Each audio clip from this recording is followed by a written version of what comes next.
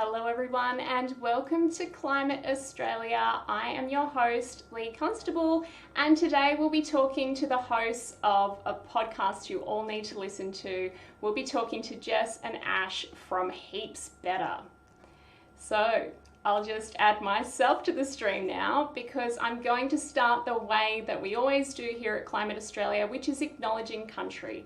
I want to acknowledge where I am today. I am on the land of the Turrbal and Yugara people, so I'd like to pay my respects to elders past and present, and also pay my respects to Indigenous people who may be watching not just across the many First Nations that make up Australia, or what we now call Australia, but across the world. Thank you so much for joining me. I just want to acknowledge that the Turrbal and Yugara people have an ongoing relationship with storytelling, with land, sea and sky, with the environment, with justice and sustainability, and all of those things, and definitely storytelling, are going to be a part of what we're talking about today. So without further ado, I will introduce my guests. I've got Jessica Hamilton joining me, and I'll just add you to the stream. Hi. Hello. And we've got Ash Davies joining me. Sorry, I always muddle your name because I convinced myself it said one way and then the other way in my mind. Good enough. Thank you so much for joining me here today, and thanks for having us. Let everyone know a little bit about who Jess and Ash are. Ash, we're broadcasting from different places. Even though we worked on a podcast, a lot of it was done by distance. So I'm here on the lands of the Gadigal people of the Eora Nation, still unceded, and I'd like to pay my respects to their elders, past, present, and emerging. And Jess is up in the Snowy Mountains. So yeah, I'm in New South Wales Snowy Mountains, so the land of the Narragoo people, and likewise, as you so beautifully put it, Lee and Ash, to pay my respects to any First Nations people listening across this many countries that we're all joining in today. Thank you very much for having us, Lee. And it is such a mark of the year that has been. This is actually my final broadcast for Climate Australia for the year. I'll be back next year. So basically what I wanted to do was talk about what your podcast is, and the last episode's just gone out there, but I also wanted to talk about what's happening as far as the climate conversation this year. And it's such a mark of the times that we're talking about this, but also that we're talking about this remotely and that you produce this remotely. So we'll start at the start. How did you come to create a podcast together in the first place? And how did you come to choose this topic? It's interesting talking about it as this year because 2020 was, this podcast came right at the start of 2020 as an idea for Ash and I when we were in Sydney together. It was just before what I think it was the biggest climate rally that Sydney had, and in the middle of the bushfire smoke, and Ash and I met in a cafe, just sort of in the middle of our crippling climate anxiety that a lot of us and our friends were all experiencing, and our country at the time of those bushfires in January. And I had seen Ash, we've known each other for years. We worked together at FBI Radio years and years and years ago. And I noticed Ash post on her Facebook a bit of a yell into the void. Like real panic posting stuff. But also like the idea that we bonded over so quickly, and like how that turned into a podcast was I was like, okay, so we don't know what we're doing. Like the government's not doing enough, so we're going to have to do stuff. Therefore, we need to make a spreadsheet of everything that we can do for the climate. And then because everyone's got different, capacities and abilities and different kinds of like amounts of time and money, we need to have everything in a column, right? So like, how long things take and how much they might cost you. And then you can kind of try to quantify the impact individually, but quantify the impact in terms of like when you get to a certain tipping point, and then look at those things and be like, ooh, strategically, what should individuals be doing? Because we're all just kind of like panicking and giving more like money to like the same kind of like charity things that were going around at the time, and just so desperate to do something. So we were like, okay, spreadsheet, maybe not the most compelling idea. I love that that's where your mind went though. It was like, that shows a strategic mind. I can't even do it. And I, meanwhile, had a really good friend of mine was pregnant during the bushfires down in Victoria and was in a really, really dark space with her anxiety. And so a couple of friends in Vic and I got together to be like, all right, well, let's just do one practical thing each week. Like week 1 can be finances, week 2 can be our home power, and we'll just kind of get through it together. And but it was a bit hard to do that in Victoria. So Ash wrote me into her spreadsheet and I wrote her into my weekly topic thing. And that's where it sort of kind of turned into a podcast, strangely enough. That's so cool, because, I mean, we have a lot of people like me who come from, like, I've been thinking about and talking about climate for a long time, but in some ways that works against me, because sometimes I take for granted what people might think, what people might be into, what people might know, what people might already do and care about. So in that way, you both have an advantage in a way. Did you realize that at first when you went to make the podcast? I think what we really went dark. So what was the beginning of that question? What's our head start? Did we I was realize just saying you had a head start compared to someone like me who's been talking about climate change for so long. Yeah, so the enthusiasm can be maybe hard to, like the newness factor. The enthusiasm for ideas can probably be a bit harder to come by, and like maybe the burnout's real. I don't know for you, Lee, but do you kind of find that you kind of burn out on the topic? And I burn out and I fire up. You got to fire up to burn out. You just got to leave yourself on for too long. I think honestly, it's seeing people like you make these podcasts, and people come out of the woodwork in lots of different spaces and different sectors to kind of fill their own gaps in the conversation. So what was your backgrounds? Jess, we'll start with you. Like, what was your background that you brought to this? Because there's the things you don't know, but you knew a lot of stuff that you brought to this. My background is sort of half in podcasting. I work with an agency called Audiocraft in Australia, who do a lot of really interesting podcasting work. But I also have been working with an agency called Love Frankie for the last few years, which is an APAC-based social change agency that mostly works with counter radicalization and racism in online spaces. So they do a lot of, with them I've been really lucky to work on a lot of really interesting communication-based events or campaigns or video sort of productions that has, I mean, so much of it kind of ties in with this when you're looking at these big systemic things and trying to engage everyday people and in online spaces, and 2020 was so online.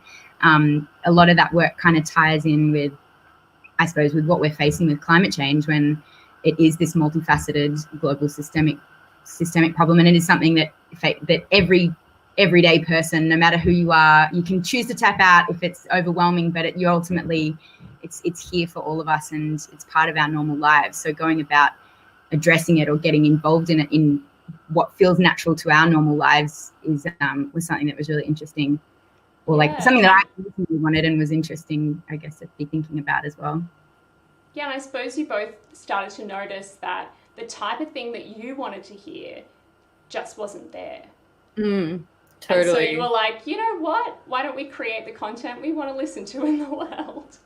Basically, that was like almost exactly the pitch. It's like, okay, it's the podcast that we want, and what we wanted and we weren't hearing was something that was kind of, it gave you enough of an understanding of what's happening, and not in a way that's like limited. Let's talk about climate change exclusively.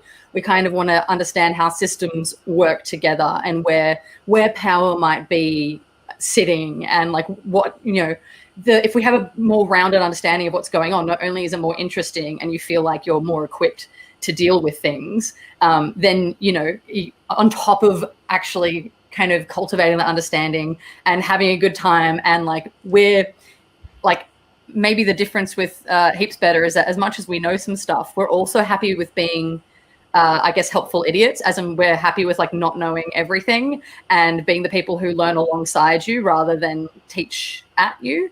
Mm-hmm. Or, sort of like speak in really jargonistic terms. So it's like we weren't hearing that. And then the ultimate thing for both of us was that we were watching all of this media and absorbing all this news, and it was like, here's this really important thing, and then it gets to the end and it's like the end, and you're like, but what do I do about it? How do I how do I, now that I'm informed, I would like to be able to do something. And that was just frequently not, like, it was just not an option. And then you just go away feeling really helpless about it. And there's this whole like learned helplessness when it comes to climate change of like confronting it once, twice, 3 times. It's a source of stress.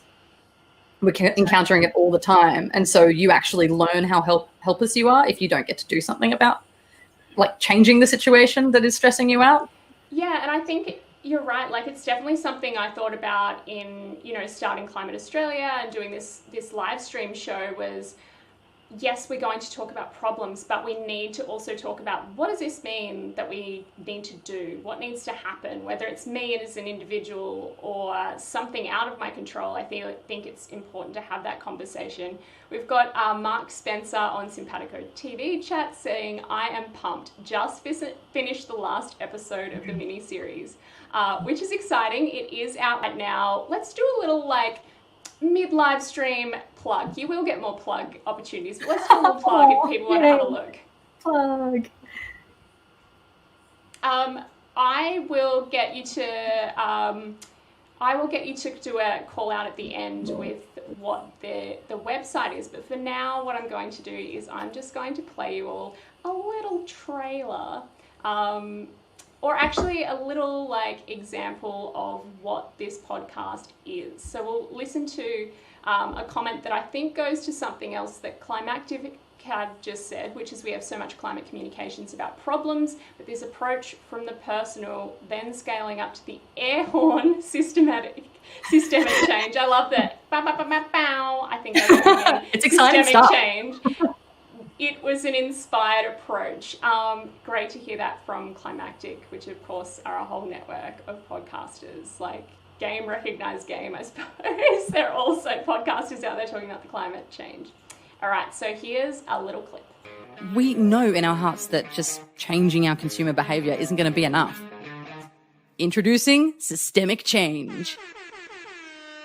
Well, so systemic change means that rather than a proportion of the population have just changed their consumption habits in the next 10 years, that Australia has shifted all of its electricity generation in the next 10 years to clean energy, something that multiple studies have now said that we can do relatively easily. So there you go. That was a clip. Do you want to tell people about that conversation and how you first came across that perspective? Well, like That was a real big moment in 2020 for us. Tears were in the eyes. Ash, when you were saying like, and your question earlier, Lee, or your comment about us kind of not being on the inside of this industry as environmentalists or working within the environmental climate change sort of industry or spaces and coming to it from our own space, is that we were like, yeah, there's these big concepts like Ash was saying before that we wanted to explore and look at, like collective action and systemic change, but it can risk being a bit jargon and like alienating if you're not in it. And so totally. I think that's one of the funnest things was for Ash and I, we were like we actually went to Greenpeace and like, okay, cool, we want to make this podcast, like, you know, we've got all these actions that we want to do and we'll do cycling to the shops one day, and they were like, no. Oh, honey, no. Stop. Well, actually, legitimately along the way, and then we were like, all right, so we actually learned so much along the way of making it, but then we're like sitting down with each episode being like, how can we tell this in a story that is fun and sticks for us, that isn't like the kind of by the book language and, you know, like turning systemic change into Goldilocks, or Ash coming up with this like story of divestment that's like cutting down the beanstalk of the giant and like this ridiculous booth running around, but it's like it sticks, and it's obviously for some people going to be a bit bizarre, but for people like us, we're like, all right, this is how we can engage with these things that typically, like things like finance and divestment, you'd be like, oh, that's not for me, that's for an expert to deal with. Totally. And how can we make it entertaining and engaging and you know, fast paced enough while also actually adhering to some essential theory of change or like overall strategic plan. And, you know, a lot of what Jess and I were talking about early on is that, like, you know, I think a lot of our friends are really keen to take climate action, but then they get bombarded with all of these things that are more sustainable or better or whatever, but they just don't know what the best thing is to do. And I think the kind of overwhelm and the amount of decisions that you have to make in order to even get to the point where you do take action, because you have to pick an action, that can actually just, you know, you lose people along the way. Yes. they're just like the stress level goes up, the more decisions you have to make, and then people, myself included, are just shut down. And so, you know, we wanted to make sure that the podcast sort of followed a sensible kind of like line of thought and an actual strategy from one of the most strategic organizations in the world, Greenpeace. And so, you know, what's the best thing for Australia to do? Where can we have the most impact? What does that look like at the individual level? And what will this look like when we all do it together? Because we're heaps better together. Yeah. Oh, yes, Heaps Better, the air horn. Actually, Mike on the Simpatico TV chat said the air horn is my fave. He also says, I'm joining from Ramaytush Alone Land, which is in the States. Welcome, Jess and Ash. Great to have you here, Mike. Give us a shout out whether you're watching on YouTube, Facebook, and Simpatico TV. Let us know what you're up to, where you are. If you know the First Nations people, let us know whose land you're on. If you don't know, great opportunity to find out. This is Ash and Jess, who have just been talking us through Heaps Better, the podcast that is out right now that you can all listen to, that is supported by Greenpeace Australia. Shout out to them because, as well, we're streaming on their socials right now. Hi! Tell everyone where they can watch this. I mean, listen to this. Sorry. Everywhere. So if there's a podcast app, we're on it now. And then if you just go to greenpeace.org.au/heapsbetter, it's a great place to go because you can listen to all of the episodes there, but you can also browse all of the guides for getting things done. So it's kind of like your one-stop shop. It's a really great website. It is. It's really pretty as well. We've actually used some of the branding around here. The orange and the Heaps Better logo is there. I wore this shirt just to try and fit in with the branding a little bit because it's fun. It's so good. It looks fun. So at the moment, I haven't made my way through the full series yet. Ooh, I've started listening to it, knowing that I would have spoilers today. But even before, when someone first sent me this, and shout out to Mark, thank you for sending me this, I looked at the website and I was like, oh my God, I'm already having fun here. You know, what sort of conversations were you both having? Because, you know, you had the spreadsheet and then you went to like, do we do this? Do we do that? Hey, Greenpeace Australia, what about recycling? They're like, honey, let's talk about systemic change.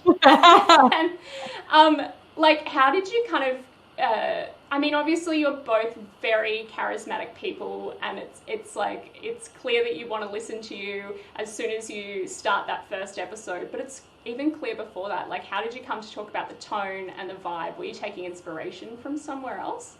Oh, that's such a good question. Jess, does anything pop into your mind there?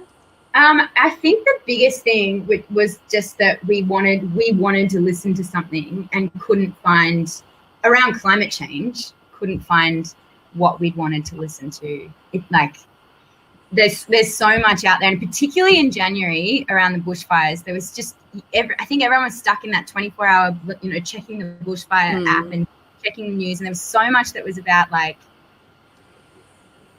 there's a lot of heavy stuff. There was a lot of grief and a lot of anxiety, and we sort of made a decision like that for us felt a bit crippling, and for the friends that we wanted to be bringing along with us, and like my friend who I mentioned was pregnant and really unable to even kind of talk about any of it. It was sort of like the people who can't watch David Attenborough docos, which is me. Like I struggled to watch David Attenborough's last documentary because I was like, I just know what it's going to do to my little old heart. So we were sort of straight up said about like, you know, there's enough of that type of content out there, but for Ash and I as people and friends and the way that we go about our daily lives, we needed to have a bit more like kind of action and laughs and do it in our own, and things that were like deliberately kind of putting aside anything. It obviously was serious and something we wanted to take very seriously. In that first episode with David Ritter, the CEO of Greenpeace Australia Pacific, when he says this beautiful story about his parents going through war and saying like, you know, we need to balance grief and belief, but we ultimately wanted to be addressing that, but leaning heavily into belief and action, open optimism, and there's plenty of other spaces where the other side of things has been and is being explored. So that was quite a deliberate choice for us. Yeah, and I feel like you know, the whole thing like the real driving thing is that we wanted action to actually happen. And I think that like the pathway to action, you can put a lot of obstacles on it, and like dealing with difficult things, or like not making it make sense, or including jargon and all of that stuff. We kind of we had a list of things that like Heaps Better is and Heaps Better isn't, because I think what you aren't is important when it comes to talking about climate, because I think it can't all be, it's not all the same audience, because it's the entire world who's going through this. So we had to figure out, our audience, and then what our audience needs, and then what we can actually bring to the table. So we weren't about to put on our suits and pretend that we were like the most serious people in the room. So we knew that people wanted like solutions. They wanted a solutions-focused podcast rather than a problems-focused podcast. And then, we wanted it to be about collective action rather than about kind of conscious consumerism. And, we wanted to really lean heavily on the positive vision for the future rather than the negative vision for the future that we must avoid, because I think everyone's got that, but they don't actually know what a positive future might look like. And we have such a very clear, attainable, awesome, like potential positive future for Australia. Even, when we're talking about the podcast broadly, like we're really looking at changing the energy system a lot. So, the potential there is great. It's actually a happy story if we take it on, and if enough people know about it and enough people know what to ask for. So being positive with this podcast was kind of, it was natural almost, because as long as we keep that like vision front of mind, then, people can look for more opportunities to get closer to that vision of the future. Yeah, it's interesting. The discussion around hope and positivity is really interesting, because I've seen different kinds of those things. I've seen some people that I've talked to about climate change just conversationally just be like, yeah, but I think it'll be fine. And then I've talked to other people where their positivity has really been like, no, the best thing is there's so much we can do, and it's energizing and empowering for them. And then I've seen negativity and anger being used in really active and empowering ways. Like I know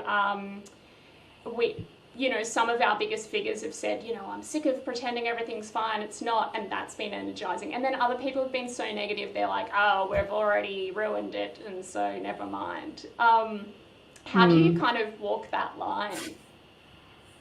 Well, first of all, don't record a podcast when you're in a terrible mood. Yes.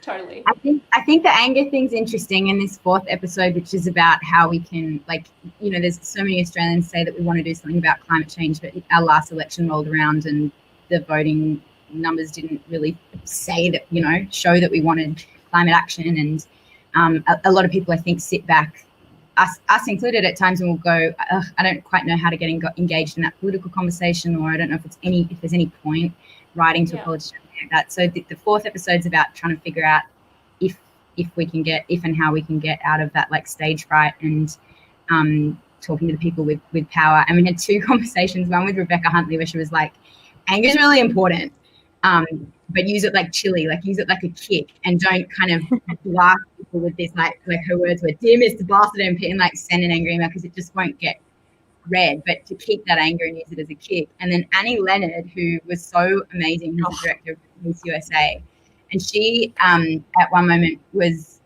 like, which I don't think made it into the podcast in the end, but she was like, we've just made a mistake of being too polite.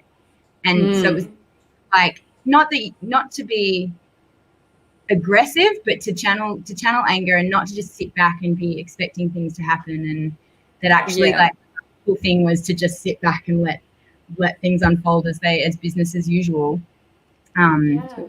Which was or being really like, cool. oh, well, if we give them like this documentary or like more kind of bits of graphs and research, then like it's totally clear that people will act when they get this information, because we know what this information means. And it's just actually digesting information and understanding it and acting on it is not the business of politicians, unfortunately. Or everyday humans. Or everyday humans, no. We're much more driven by emotion and immediate. It's the most frustrating thing, isn't it? Because when I did my master's in science communication, like after figuring out that I wasn't going to be an environmental scientist like I originally thought I was, because that wasn't where the solutions were, or the problem necessarily. And one of the most difficult facts for me to grapple was, ironically, the fact that people don't listen to facts to change their minds. Yeah, totally. It's a vicious cycle, I tell you. But Totally. it is important to recognise, and if anyone's watching and you're a climate communicator, whether you do it in the media, like the three of us here, whether that's traditional media or other types of media on social media, or whether you do it climate communication at a barbecue or with chatting to your friends, it is an important thing to think about. Using those emotions that we feel in ways that are constructive and not destructive, and thinking about what does and doesn't change people's minds, and whether even you're spending too much energy trying to change minds. I've had a few people ask me about this channel and who the audience are, and I think climate concerned, climate curious people, as well as climate professionals themselves, are the audience. Who are your audience? Are you thinking that some people might be deniers and listen, or are you just like, you know what, if so, great, but they're not our major audience?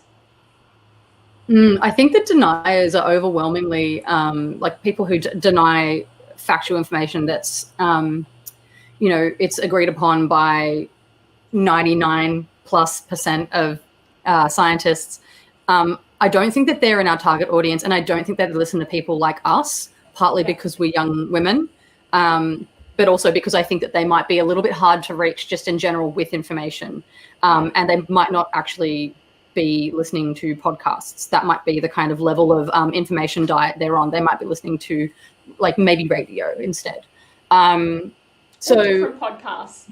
So yeah, exactly. So I don't think we're looking to communicate with deniers. It was almost exclusively people who, and this is like the majority of Australians until you start getting into the more specific demographics like age and stuff like that. But people who are live in Australia and they think that climate change is a massive issue that we should be doing something about. And that's like based on, there was this ethics report not so long ago, and it was like 90% of Australians think that climate change is happening, that we should do something about it, and they think so much so that the federal government should be mobilizing funds in like a really meaningful way. Like they don't care if we as a country lose money, if the budget takes a hit because we're doing things about climate change, so that's 90%, which is like those are pretty good numbers.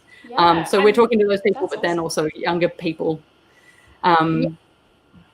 I think also like where it's not new stuff for a lot of people too. So there was a sort of this secondary thing of like it's in part people who care and are engaged, but are maybe overwhelmed, confused of what to do, and like wanting to do something, but there's just so much info out there. If you try Googling it yourself, it's overwhelming. So partly that, and also their friends who maybe are like slightly less engaged, to give them talking points when you're at that barbecue or at the school yard or whatever. And like Ash and I are with those people too, and we're learning, like through this podcast, we were learning so much of it. And so there's still so much that we have to learn. We sound like idiots sometimes, and we're happy to. And we genuinely did learn so much through it. And I think, and still have so much to learn. So that was another really important thing, was that we're not like talking down to people and telling you what to do. We're sort of like, well, we've got to walk the talk and actually do this stuff and figure it out, and like figure out how you go about doing it, not sort of be like, yeah, you should totally like it's horizontal. Like, when you listen to the podcast, you're not just a listener or an audience member, you're a Heaps Better friend forever, because like, I think, if you're gonna be a good person, just taking care of the planet is like a really great place to start, to be like a good mate with people. And I think that like ultimately, I think that while climate change is going to wreak a lot of havoc, I think that socially, if we can get this right, and if we can ally ourselves with people who want to make small worlds or the big world a better place, then we're going to have, I guess, it's going to be I don't know, I feel like a bit of a renaissance of kind of like community, because we are going to have to deal with this as a community. And so I don't think that we should just be kind of talking down to people and like sending out official broadcasts about climate. Like we need that groundswell and that kind of like lots of those communities, and a lot of them already exist, but a podcast is one of the easiest ones to sort of like feel like you're tapping into, because it's just, I know that when I listen to a podcast, I'm just like, oh, so these are my friends. Like my brain doesn't know that they don't know about me. It's super great to be best friends with all these famous people. How wonderful. Totally. It's great. Like all of my friends are like intellectuals. It's incredible. So creative. It's like they're all in podcasts. Yeah, they don't like exist. They're all I was saying to Jane Goodall the other day. Yeah, totally. But actually just Felipe on Facebook has sent a couple of these emojis and a green love heart. Obviously feeling pumped from watching. Mike is asking a question on Simpatico TV chat. Lots of people my age and younger, he's a millennial, are quite outraged by the lack of climate action, and we're often told to vote, which here in the US, historic numbers of us young folks did. It seems like my generation is no longer content to sit back and let things unfold, yet we're sort of told that a lot of the solutions are up to us. Yet we hold so little of the legislative power here. How much, this is a big one, how do we solve that other than through the passage of time? Yeah, it's a big one. And more importantly, how can we communicate the message to older generations, which in politics frequently do unfortunately label us as complainers?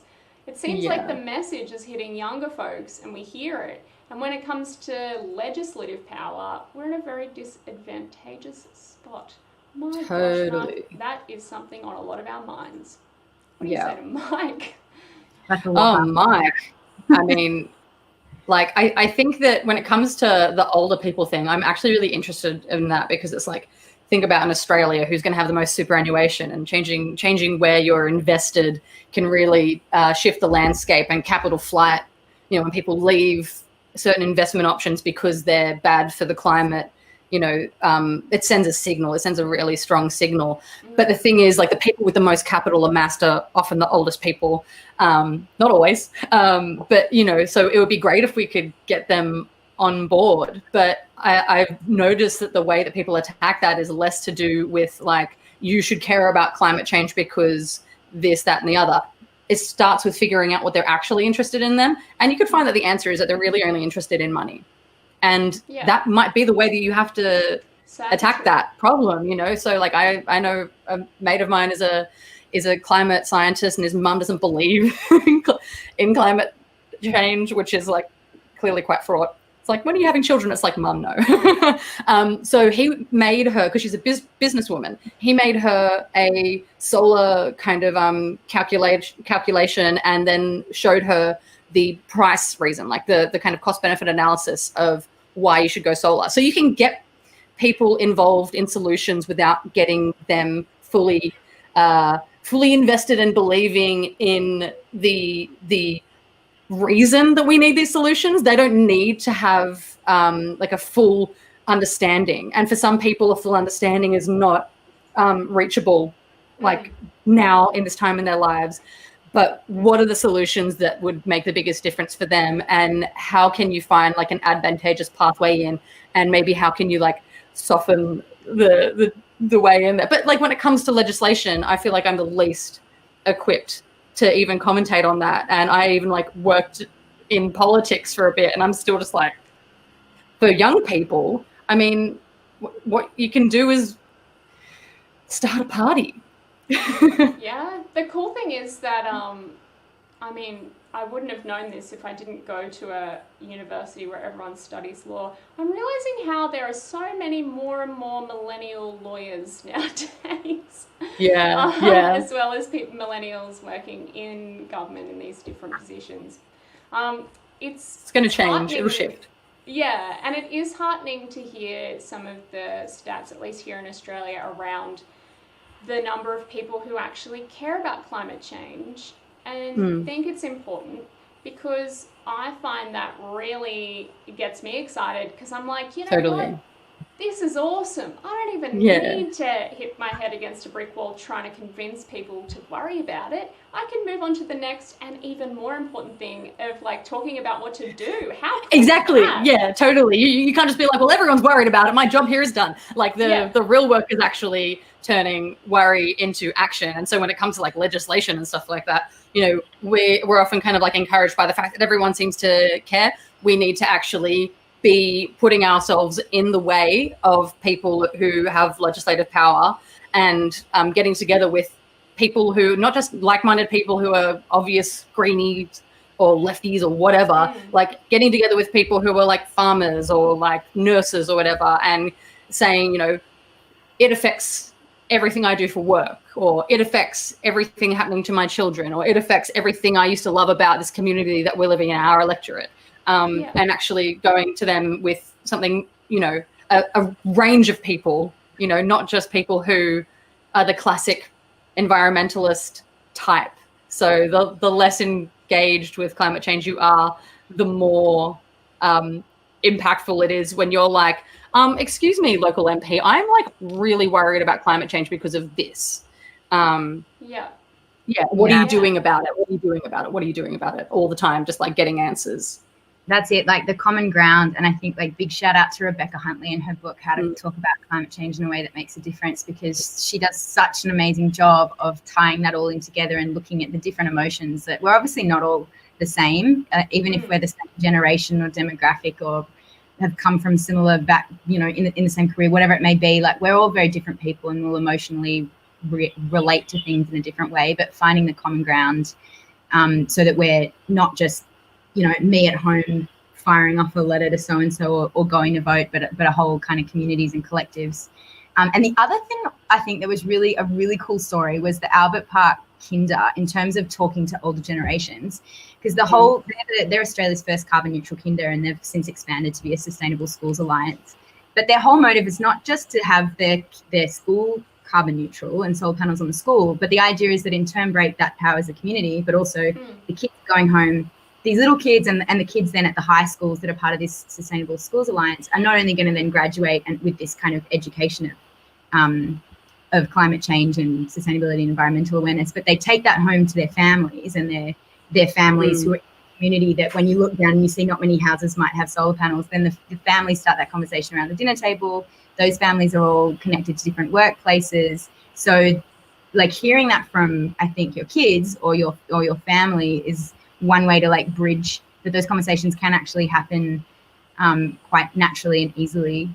So that I think was for us, like a really big inspiring thing, like all schools should be doing. Totally. Like, especially because, you know, the main reason it's like, this is one of the things, like there were so many mini campaigns that popped up along the creation of the podcast that we were like, oh, it'd be really great to just like have a campaign to get all public schools to like have solar all state, because it's a state issue.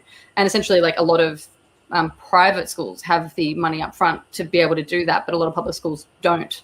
And even if we could make that happen, it would just, that benefit, it benefits the whole community, it benefits everyone, it benefits the kids. You can write it into the curriculum as something they're learning about, and it future-proofs things. Like it is just in every way a great initiative, a great solution, and it would be so cool to see something like that happening. And so yeah, with Jenny at Albert Park Kinder, that idea is spreading from the kindy to the primary school to the high school, and now they're the alliance, and then that alliance, now they hold all of this knowledge about what the barriers might be that you'll come across, and so they can help other people to overcome those barriers quicker.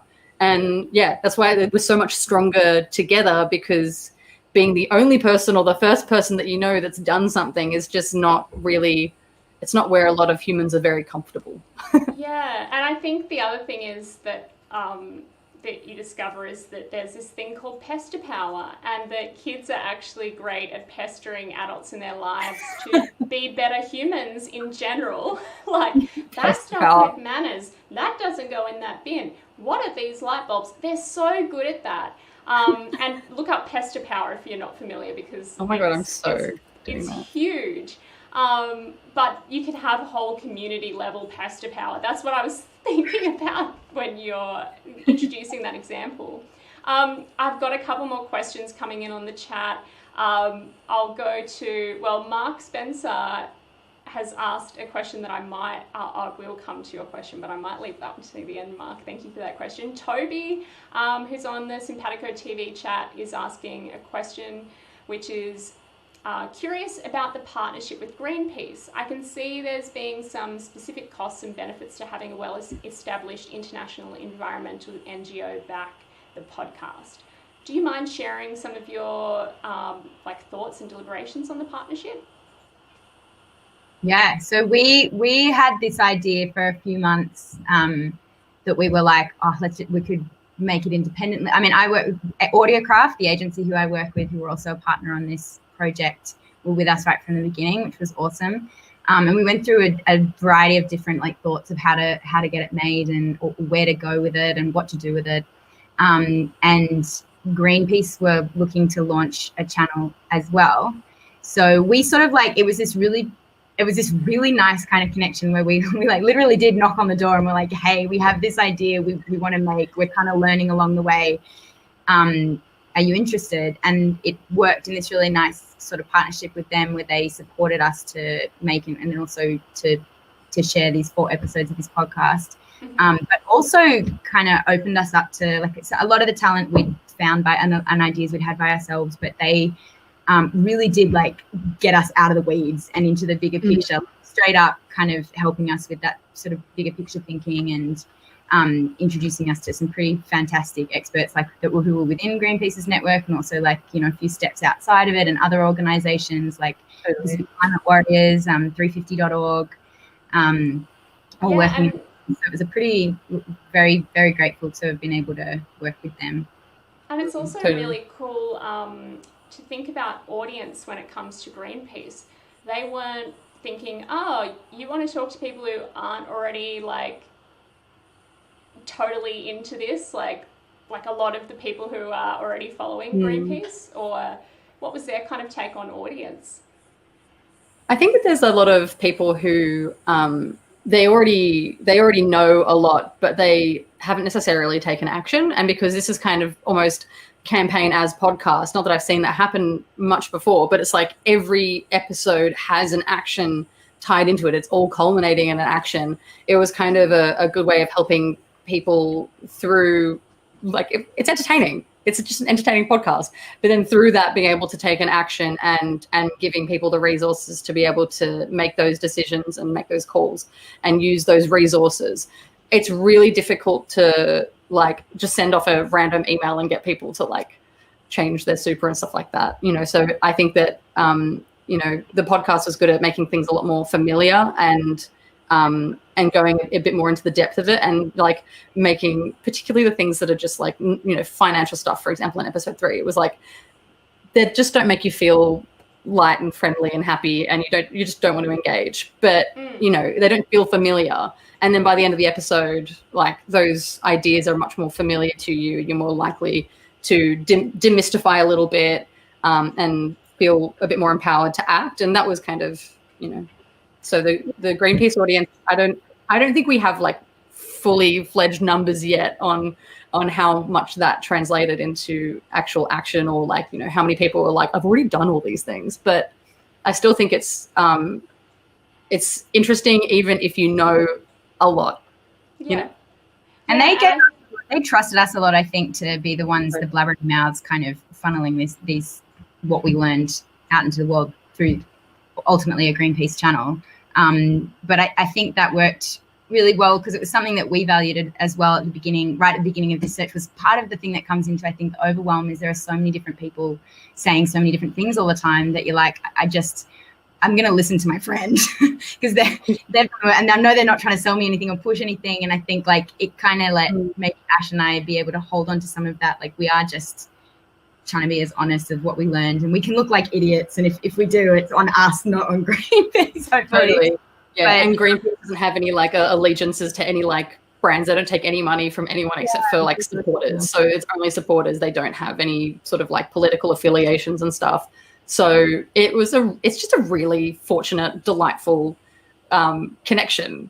It just makes a lot of sense. and it's not got the same tone as as some other Greenpeace campaigns. I know you were saying like the website's so fun. I think that some of the emails that went out to their usual kind of like subscribers, like the people who have been with Greenpeace for a while, like maybe since, I don't know, like the 70s, there were like lots of people being like, it's the best thing, oh my gosh, and other people being like, I don't get it. And I think that, you know, there's the old guard still who might not have found it as applicable. And I think that's the thing, you know, you're both very strategic communicators, but when you think about why certain people may not connect with this, it can be people at the different ends of the spectrum, either because it doesn't matter what you say or do, they're not going to be on board, or because they've already been on board for so long that this isn't their thing, and it's okay if your audience is something else. In fact, maybe it's awesome. I just want to show everyone the website here, greenpeace.org.au/heapsbetter, because I've already taken up so much of your time, but we are at the end of our time here. I just wanted to let everyone know to check it out. It is a great one. I'm only halfway through, but it's a great one to listen to, I think, as we head into a new year, same climate. Let's just be a different us, I think. And I found it really empowering, even if there you both are, cute. You can donate too. So even if you are someone who feels like you've been involved in the chat and the actions and all these things, I think you can learn something from this. If you're someone who's a climate communicator, you might learn about different ways of communicating about this and different ways to present the talk about some of these things, which is something I got out of it as well. And even I've talked to climate scientists this year who have felt like they don't know what to do because their science is not the problem or solution potentially. So regardless of who you are, whether you're just climate curious, climate concerned, unsure what to think or do, or you're someone who's been here, like, get amongst it. 4 episodes. Lovely. Do you want to... And climate's a part of life now, you know. It's not going to be kind of like, oh, there's climate science over here and then there's all of the other issues. It's just going to be like just this big cloud of climate over everyone's life. So you need a very wide range of voices coming together, and you need those voices to be sort of like not just talking about climate as like a thing that's happening over there, but as in everyone's life, and how we can live well right now and how we can go in a great direction. And, you know, that's at least how I feel, because it's here. You know, it is. Yeah. It's not abstract. It's more tangible than ever, unfortunately. But that can lead to a lot of action. And I think I just wanted to give you both an opportunity before we go to answer this question from Mark that I mentioned earlier. Earlier, Mark said game not only recognised game, but he feels that Heaps Better is changing or has already changed the game as far as climate podcasting in Australia. And then he says, you know, if this is Australia's climate podcasting serial moment, as in the serial podcast, what do you want to see next? Ooh, in terms of like a season from Heaps Better or something? Whatever. Okay, so just a dream in my mind is that because we're looking at, you know, Greenpeace is looking at rebuilding better out of COVID. That was kind of like the thing that a lot of people were like, how do we, you know, rebuild green? There's lots of things that are sort of like time-based now that it would be really interesting to sort of like talk about and push forward in real time. Whether or not that's possible is a totally different thing. But I just think that kind of like, there's this great moment with Annie Leonard from Greenpeace US at the end. She also does a story of stuff, and she was talking about how this moment with COVID and Black Lives Matter and climate change is this not like we're just going to be going into different little silos and not interacting. Like all of these things are coming together, and sometimes a solution to one of them is a solution to many of them at the same time. So I guess we're getting more integrated in our approach to just like improving the planet and human experience, you know, and the trajectory that we're on. So yeah, that stuff's really interesting, seeing how it all fits together. Yeah, totally agree. I think all the conversations around climate justice and social justice tying into not just ditching fossil fuels, and How to Save a Planet did such a fantastic episode on Black Lives Matter and the climate movement, which I 100% recommend listening as a starting point. And then there's just so much to learn, and so much that I think just in all aspects of our lives 2020 has taught us to learn. But that I think definitely feels like would be the next thing. Yeah, and I think the other one to give a shout out to would be All We Can Save. That is one made by Gimlet Media, I think, or at least with them involved out of the States.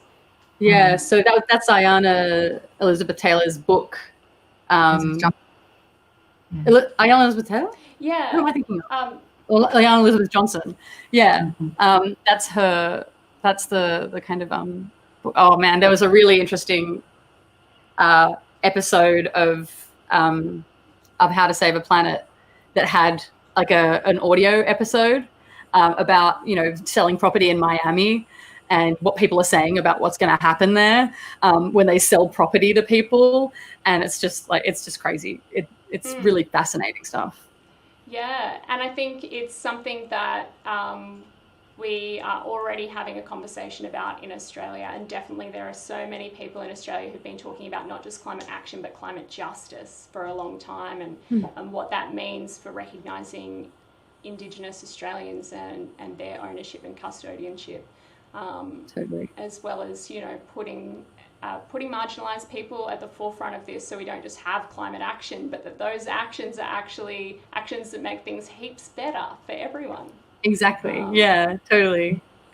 Awesome. And not just making it heaps better for everyone, because we are heaps better together. Like it's so clear to us now after doing the podcast that, like, you know, part of the grievance that we have, or a lot of the grievance that we have with climate action, is that we feel very alone, very confronted, very helpless, very overwhelmed. And so when we come together socially and we have interesting solutions, and we see other people working and we're seeing action happen, and then we can replicate action ourselves, we're in a much more relaxed place and a much more connected place. And, you know, obviously there's the numbers game of, you know, hitting certain tipping points and getting to the point where like you reach a critical mass, and then things really take off in a good direction, and you can't turn back anymore, and it becomes just like normal to do things a better way, right? So, you know, we're heaps better together numerically, but also just like spiritually, holistically, in every way, we're heaps better together. And that's kind of, you know, what we kind of hope the podcast can do for people, is make them feel like they're part of that thing that's happening. Because it is happening. It's happening all over the time. Love it. Thank you both so much for joining me today, and I hope everyone watching will check it out. I've really enjoyed listening to it. I'm looking forward to listening to the final episodes. Now the final one is out too. And also, I just wanted to say that you can find Climate Australia again next year. I'll be streaming here on Facebook, on YouTube, if you look up Constable, and also within the home of Climate Australia, which is Simpatico TV. So congrats on finishing your season. Final stream. Thank you both so much, and we'll catch you another time, I'm sure. Thank you, Lee. Thank you everyone who's tuned in as well. Thanks very much. Awesome. That was Ash and Jess from the Heaps Better podcast team, supported by Greenpeace Australia. And of course, we are talking about not just climate change or climate crisis, but climate action and collective impact, which is great. A great way to end off the year. I just want to, before I go, thank everyone at Simpatico TV. Firstly, thank you to our guests, of course, and of course to Greenpeace Australia too, but thank you to Simpatico.